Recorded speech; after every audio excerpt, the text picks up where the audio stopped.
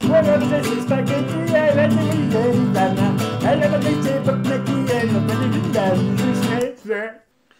Hello, c'est The Fred, mâle hétérosexuel, je suis complotiste et bien dans ma peau. Santé!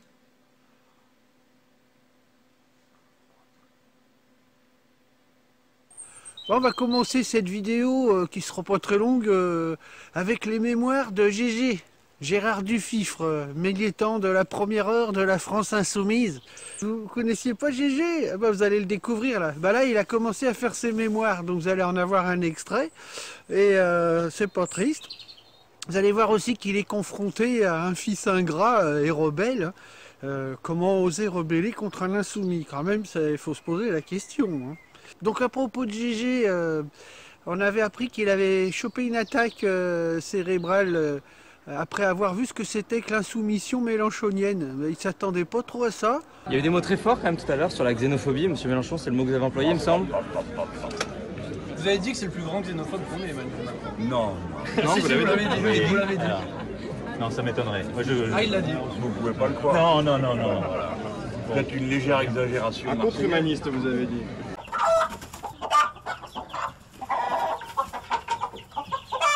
Non, mais vous avez été content, alors elle vous a dit qu'elle lâche l'affaire ou pas? Ah non, sur le... Non. Mais j'ai dit que moi je ne lâcherai pas non plus. D'accord. Et vous l'avez fait regarder un peu la Méditerranée, tout ça? Non. Là-haut, vous étiez bien. Ouais, très bien. Il y a Faut qu'elle se rende compte, parce que sans blague, c'est pas dans sa culture. Hein.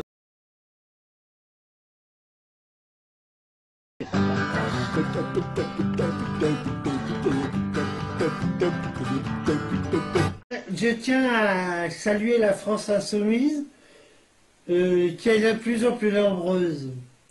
Alors voilà. Alors l'autre jour, à un meeting, j'ai voulu serrer la main à Jean-Luc, mais je lui ai serré la main, mais j'avais l'impression de lui serrer la main dans le vide. Alors, j'ai pas compris, je serrais la main comme ça devant Jean-Luc, je comprenais pas, j'ai l'impression de serrer dans le vide. Et puis là, il y a un videur de la CGT qui est venu, puis qui m'a dit, mais camarade, là tu es en train de serrer la main à une vision. Hein? Alors, tu serres la main à une vision. Ah bon? Je savais pas que... Donc c'est la première fois que je voyais une vision. Parce que c'est des trucs qu'on voit rarement, les visios. Et puis, il y a quelques jours, je suis allé à un autre meeting, puisque je suis fan, donc je vais à tous les meetings, enfin j'essaye d'aller à tous. Alors, comme je me suis dit que j'allais voir une vision, parce que maintenant, les meetings, on voit des visions, ben, je suis monté sur scène, puis pour me marrer, j'ai voulu faire des grimaces à la vision, comme ça, des genres de trucs à la con, hein, comme ça. Et puis, le truc, qui engage à rien, des grimaces et tout, puis je continuais. Et puis, la vision qui a appelé un videur de la CGT, puis je me suis retrouvé interné direct à l'HP du coin, un hôpital psychiatrique. Et en fait, il paraît que c'était pas une vision, mais que c'était Jean-Luc. Donc, mais c'est pas grave, hein, l'essentiel c'est de rester insoumis, hein, parce que si vous n'êtes pas insoumis, vous n'êtes pas de la France insoumise, donc vous n'êtes pas crédible. Hein. Voilà. Donc je suis un insoumis. Comment ça? Quoi? Moi je suis un insoumis. Parfaitement, je suis un insoumis. Non mais, là ça m'énerve, parce que je te dis que je suis un insoumis. Bah oui, mais toi, t'en es pas un d'insoumis. D'ailleurs, bah oui. Donc, si t'es pas un insoumis, t'aimes pas tes enfants. Voilà. Donc, bah, t'es un vilain. Moi, je vais te dire ce que c'est qu'un insoumis. Oui, je vais te dire ce que c'est. Parce que tu sais pas ce que c'est un insoumis. Moi, je vais te dire ce que c'est un insoumis. Un insoumis, c'est quelqu'un qui vote pour Jean-Luc Mélenchon. C'est tout. Non, mais... c'est ce que je dis, moi, je fais de la politique. Toi, tu connais rien, la politique. Moi, je connais la politique, je suis au parti de gauche. Non, mais, hein? Voilà, faites des enfants, là. Voilà, voilà comment ils parlent, vos gosses, là. Hein? Quoi? T'as dit... Là, élection piège à con. Ah ouais, ah bah elle est belle, la France. Élection piège à con. Ah bah d'accord, hein. Ah ouais, on n'a pas bavé déjà avec 68. Je te dis que t'es une insulte aux insoumis, voilà ce que t'es. Alors ferme ta gueule, maintenant tu parles pas comme ça à ton père, tais-toi. On va pas se laisser abattre quand même. Parce que, avec leur élection piège à con, ils vont nous flinguer la soumission. Hein.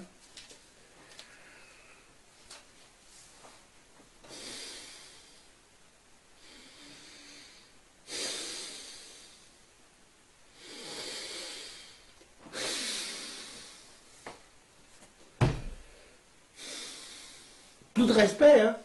Il n'y a plus de respect maintenant.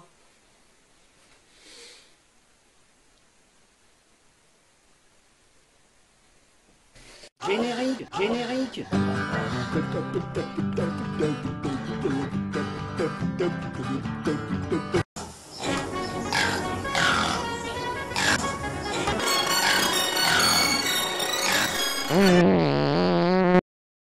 En ce moment, je suis en train de préparer une autre vidéo qui sera consacrée précisément à la liste à la con. Alors, la liste à la con, c'est une liste qui va être constituée pour les élections européennes de 2024. J'avais annoncé ça déjà dans une vidéo précédente et suite à cette vidéo, j'ai eu quelques propositions de candidature, hein, 3 ou 4. Et je me suis dit, ah bah c'est un début.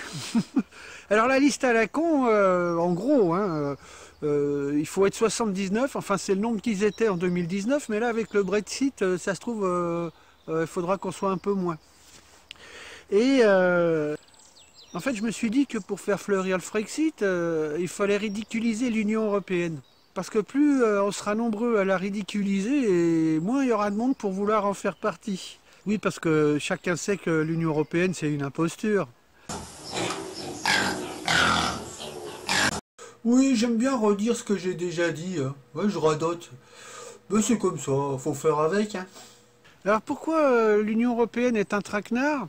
Eh bien c'est simple, Jacques Attali avait annoncé la couleur en 2012, enfin juste après le traité de Maastricht, en expliquant que ils avaient fait exprès d'oublier de mettre une clause de sortie du traité de Maastricht. D'abord, tous ceux qui, dont j'ai le privilège d'avoir fait partie, ont tenu la plume pour écrire les premières versions du traité de Maastricht, on s'est bien engagé à faire en sorte que sortir ne soit pas possible. On a soigneusement oublié d'écrire l'article qui permet de sortir. C'était pas très démocratique, évidemment, mais c'était une grande garantie pour rendre les choses plus difficiles, pour nous forcer d'avancer. Parce que si on sort, ce qui naturellement est toujours possible, c'est impossible, mais naturellement, si on veut, on peut, c'est très très compliqué. Hein, je n'entre pas là-dedans, mais c'est très très compliqué. De sortir soit par le bas, soit par le haut, c'est très compliqué. Ça veut dire que si on veut sortir de l'euro, il faut sortir de l'Union européenne. Donc on est obligé de faire un Frexit si on veut sortir de cette monnaie de merde, qui n'est pas une monnaie unique d'ailleurs. C'est une monnaie commune vu que les pays européens ont conservé leur banque centrale. Si ça avait été une monnaie unique, on n'aurait qu'une seule banque centrale, ça serait Francfort. Point. On a eu Alain Madelin qui avait dit l'Union européenne est une assurance vie contre le socialisme. Hein, Alain Madelin, c'est un ancien d'Ordre Nouveau qui était un mouvement d'extrême droite en 68 et puis qui est devenu un ultralibéral. Donc ça annonce la couleur. Hein. Donc aucune politique sociale n'est possible au sein de l'Union européenne. Il faut bien se le mettre dans la tête. Alors une bonne raison de sortir de l'Union européenne, bah, c'est très simple. Hein. C'est l'Union européenne qui nous a imposé cette réforme de merde sur les retraites. Alors il n'y a qu'en France qu'on ne le sait pas. Hein. D'ailleurs, on s'en est aperçu le jour où Benjamin Duhamel, pseudo-journaliste de BFM, a interviewé Michel Onfray qui disait que, effectivement, cette réforme des retraites était une injonction de Bruxelles, de l'Union européenne. Et l'autre, il disait « Ah bon? Hein ?» Il était étonné, il ne savait pas. Le mec, il est journaliste à BFM quand même. Hein. Est-ce que vous croyez à ces blocages? Est-ce que vous les soutenez? Oui, je soutiens. Je pense qu'effectivement, nous avons les moyens d'une retraite à 60 ans. C'est simplement une décision européenne. On nous fait passer ça comme quelque chose d'important, d'urgent. C'est-à-dire une décision européenne? Eh ben parce qu'effectivement, vous entendez, ça fait partie des éléments de langage. Ça se passe comme ceci en Belgique, ça se passe comme cela en Allemagne. Donc il y a un moment donné où on n'est pas au pouvoir pour dire c'est ainsi, j'ai une feuille de route, elle est à Bruxelles. La feuille de route de Bruxelles étant d'ailleurs à Washington. Et j'ai décidé que ce serait ainsi, c'est-à-dire que... C'est-à-dire Bruxelles-Washington. Vous êtes en train d'expliquer que cette réforme des retraites, c'est une sorte de manipulation et que c'est imposé à Emmanuel Macron qui suit les ordres de... C'est le mot complotiste que vous cherchez. Non, mais je vous pose la question parce que je suis assez étonné. Oui, bah oui. Personne n'impose cette réforme des retraites. Et vous n'ignorez pas que la France joue un jeu particulier avec l'Europe, que la souveraineté nationale est perdue depuis 1992 et que l'Europe joue un rôle particulier avec les États-Unis. Qu'il s'agit de travailler à une dilution des nations, des peuples pour faire de telles sortes. En l'espèce, sur la réforme des retraites, on voit pas bien exactement le rapport avec très Washington, exactement ça. Vous allez bosser toujours plus et puis vous allez être payé toujours moins. Oh là là là là. Et patatras. La nouvelle avait été annoncée en 2020 par un certain Clément Beaune. Il avait dit, oui, pour rembourser le plan de relance suite au Covid, en fait, il fallait faire la réforme des retraites. Voilà. C'est une compensation. Alors c'est marrant parce que nous, on le savait pas, mais par contre, les Belges, eux, ils savaient. Ils savaient qu'au 13 janvier, il fallait qu'ils aient voté la réforme des retraites pour bénéficier d'un plan de relance de 860 millions d'euros, en grosso modo. L'Espagne aussi, elle était au courant qu'il fallait faire une réforme des retraites, parce que c'est Bruxelles qui lui demandait, enfin qui lui imposait. Comme je disais, ça s'appelle une injonction. Et par contre, l'Espagne, elle a dit « Ok, d'accord, vous voulez une réforme? Ben nous, on va faire payer les riches. » Il y a un article comme ça qui est en gros titre là qui dit ça. Ouais, parce que l'Espagne a un gouvernement socialiste et c'est marrant, mais ils se sont rappelés que comme ils étaient socialistes, ils étaient de gauche. Alors ils se sont dit quand même ça la fout mal. Alors si on veut nous faire réformer les retraites, ben, autant faire casquer ceux qui ont la thune. Ça chez nous, on sait pas faire. Je voudrais revenir sur Duhamel. C'est un mot, moi ce mot je l'entends depuis que je suis né en fait. Parce que j'ai grandi avec du Duhamel. J'ai eu du Duhamel sous Giscard, sous Mitterrand, sous Chirac, sous Sarkozy, jusqu'à maintenant. On s'est bouffé du Duhamel, du Alain Duhamel, du Patrice Duhamel, du Olivier Duhamel. Maintenant on a du Benjamin Duhamel. En fait on nous fait rentrer ça par tous les trous. Hein. Benjamin Duhamel fait partie de ces journalistes lèche-cul. Eh bien, il ne faut pas s'étonner si après le peuple a l'impression qu'on lui dit de la merde. Forcément, à force de lécher des culs. Je ne sais plus qui avait sorti cette phrase par rapport au métier de journaliste. Il y a deux types de journalistes en France. Il y a ceux qui sont sincères et ceux qui ont un emploi.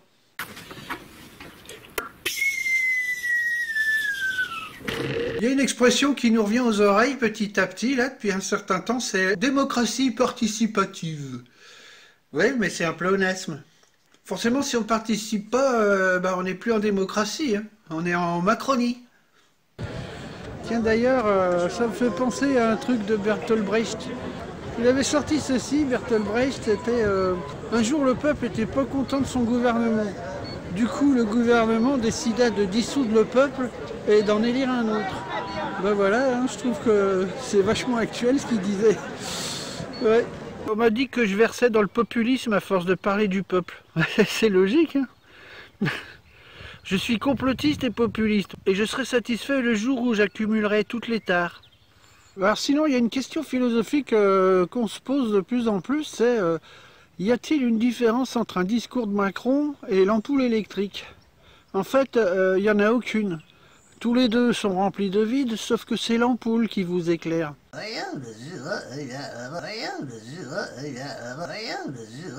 il y a quelques temps, je suis tombé sur Zioclo.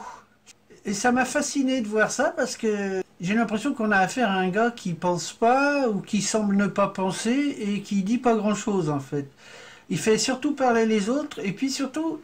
il intervient sur des vidéos des autres, des youtubeurs qui ont bossé, qui disent des choses intéressantes, qui font de l'investigation, puis lui, il fait des onomatopées par-dessus, on voit sa tête, et puis il essaye de parler, il dit des trucs qu'on comprend pas beaucoup, il marmonne, enfin, on sait pas trop. C'est énorme pour une seule personne. Effet beau fil, c'est pédophile. En fait, là, non, Non, il cherche non, pas ça. non, non plus. Si on dit n'importe quoi, on va pas y arriver. Non, il y a une différence. Les faibles, c'est celui qui a l'air jeune, qui est jeune, mais ce n'est pas un enfant normalement, c'est juste jeune. Voilà. Adolescent. Ouais, là, c'est la définition correcte. Pur et dur, je crois. Mais je crois que pédophile, c'est quelqu'un qui paraît très jeune. En 2018, vous pouvez J'invente une définition des faibles. faibles. C'est pas un adulte qui fait jeune, mais une jeune ado. Ça commence à 12 ans. Ah bon, d'accord. Bon, bah, ok, d'accord. Bon. Ok, c'est bon. Ah bon, ok, je chante ma grande gueule. Oh, c'est bon. Oh là là. Bon, bref, excusez-moi. Je croyais. On peut lire un de peu bonne foi. ce que vous voulez. Et je me suis dit, tiens, c'est pas con ça, je vais faire pareil, je vais prendre un truc intelligent et je vais faire des bruitages par-dessus. Et puis je vais voir si je me fais des couilles en or, ça serait marrant ça. Et ça m'arrangerait. J'invite tous les Français qui veulent rester libres à m'écouter et à me suivre. Vive la France, libre, dans l'honneur et dans l'indépendance. Rigolo, les mecs complotistes. Et pour terminer, un peu de promotion pour le super projet de la ferme de Scaramouche et le chapeau de la chouette. Alors, je rappelle, hein, c'est pour financer un projet de ferme pédagogique, entre guillemets, mais méfions-nous des expressions, comme je le dis souvent. Hein, ce serait plutôt un IPE, un Institut Plouc éducatif, car Plouc, ce n'est pas un gros mot, c'est juste la nature. Et d'ailleurs, Plouc, il paraît que ça vient de la Bretagne comme mot. Voilà, au départ.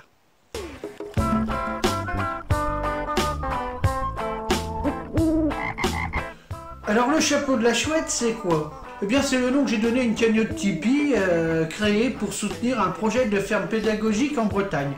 Donc pourquoi une ferme? Eh bien parce que dans une ferme on peut tout y faire en fait, c'est un micro-village la ferme, si on y réfléchit bien. Bah oui, on peut faire pousser des choses, hein. On peut faire de l'agriculture, donc on peut faire du potager, on peut faire pousser aussi des animaux, on peut faire pousser des spectacles et des festivals, parce que qui dit ferme dit grange, dit dépendance. Et bien dans une dépendance, qu'est-ce qu'on peut faire? Eh bien on peut monter une salle de spectacle, on peut monter une classe d'école intelligente, hein, pas comme les habituelles. En dehors de faire brouter les animaux, eh ben, on peut monter des festivals. Donc festival de musique, de spectacles en tout genre, ça peut aller du théâtre au cirque, au cracheur de feu, enfin on peut tout imaginer, quoi. Alors le truc c'est le troc. Ah c'est drôle ça. Ouais parce que moi j'ai pas trop envie de verser dans le don. J'ai pas envie qu'on me fasse du don, je demande pas l'aumône. Donc je fais du troc. Il s'agit de troquer une chouette contre 1 euro. Et je me dis que si plus de 80 000 personnes troquent une chouette contre 1 euro, et ben j'ai la somme pour acheter la ferme avec le terrain. Alors la chouette en question, ce n'est pas un animal, parce qu'il y en a qui vont se dire mais qu'est-ce que je vais foutre avec une chouette? C'est une chanson que j'avais écrite pour les gosses et puis du coup ça a amusé les grands, donc ça élargit le public. Ça c'est bien, c'est intéressant. Ouais c'est chouette d'être une chouette, mes nuits sont plus belles que vos jours. Donc vous pouvez télécharger la chouette sur Bandcamp ou sur Tipeee. Il y a toutes les indications là en dessous de la vidéo, là c'est écrit, c'est épinglé. Donc vous n'avez plus qu'à cliquer sur les trucs et puis vous vous retrouvez direct avec la chouette. Alors comment s'appellerait cette ferme? Eh bien j'hésitais entre la ferme de la chouette ou la ferme de Scaramouche. Scaramouche c'était un comédien qui faisait de la commedia dell'arte à l'époque de Molière. Et c'est d'ailleurs lui, Scaramouche, qui a donné à Molière l'envie de faire du théâtre, selon la légende. Pour terminer, des gens ont déjà téléchargé la chouette et ont versé des sous. Bon, ils ne sont pas encore très nombreux, mais quand même. Alors il y en a qui ont versé 1 euro et qui ont joué le jeu, mais il y en a d'autres qui se sont amusés à mettre 5 euros, d'autres ont mis 10 euros, et j'ai même reçu un chèque de 100 euros. Vous voyez ? Donc voilà, je vous laisse, et puis n'hésitez pas à télécharger une chouette, et puis de liker, et puis mettez des commentaires, hein, parce qu'il paraît que plus on like et plus on met des commentaires, et plus ça rend la vidéo visible.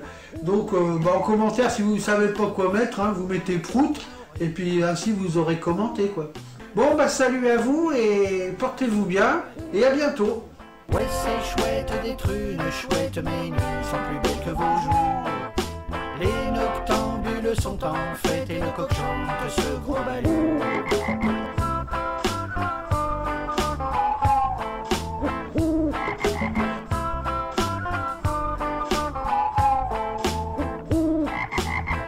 Ah bah dis donc.